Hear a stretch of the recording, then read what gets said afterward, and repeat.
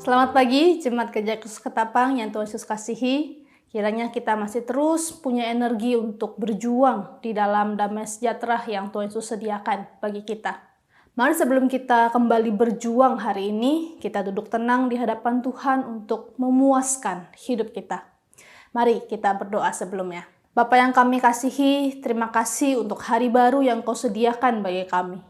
Biarlah kami menjalani hari ini dengan firman-Mu yang menguatkan dan menopang kami. Berbicaralah ya Tuhan, kami siap mendengarnya. Dalam nama Tuhan Yesus kami berdoa. Amin. Renungan firman Tuhan hari ini terambil dari Kolose pasal yang ketiga ayat yang ke-12. Demikianlah firman Tuhan.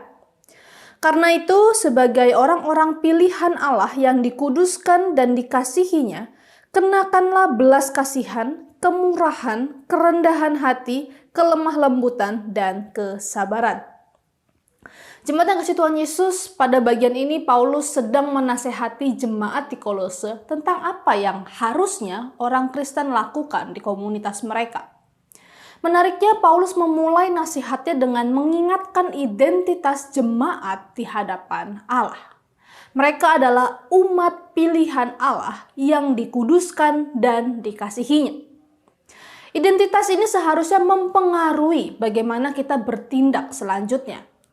Karena kita ini umat pilihan, kita ini telah dikuduskan, dan terlebih lagi kita telah dikasihinya, maka seharusnya kita, di ayat yang ke-12b, mengenakan belas kasihan, kemurahan, kerendahan hati, kelemah lembutan, dan kesabaran di tengah komunitas kita.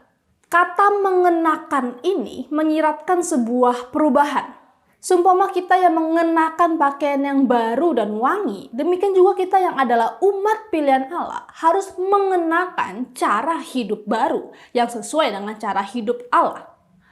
Cara hidup Allah yang penuh dengan belas kasihan kepada mereka yang terhilang atau yang ada dalam kesusahan. Allah yang penuh kemurahan dengan memberi apa yang Ia miliki bagi umat kesayangannya. Allah yang rendah hati hingga menjadi sama dengan manusia dan mati terkutuk di atas kayu salib untuk menyelamatkan manusia yang tidak sepantasnya diselamatkan.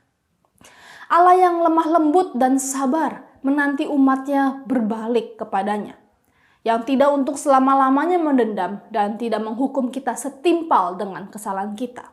Sebagai umat pilihan Allah, kita tentu harus terus berproses mengenakan cara hidup Allah ini.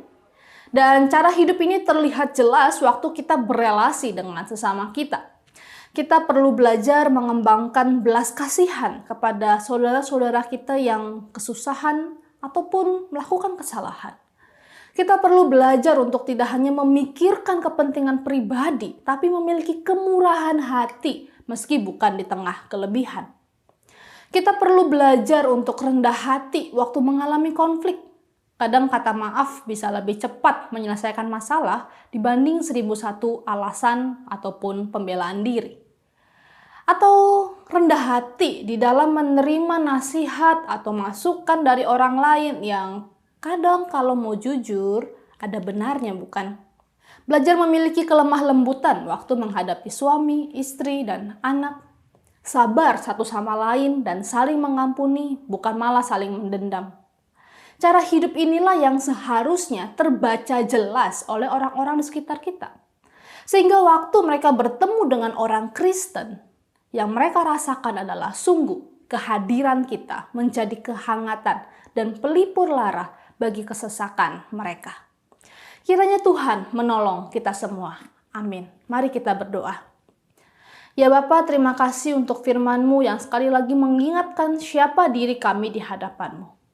Biarlah kasih-Mu yang agung itu terpancar lewat kehidupan kami hari lepas hari. Ya Tuhan, tolonglah setiap kami di tengah pandemi yang menyesakkan dada ini. Berilah pemulihan, kesembuhan, kekuatan bagi kami melewati kesukaran ini. Dan hanya dalam satu nama, Tuhan Yesus, sumber kekuatan kami. Kami telah berdoa. Amin.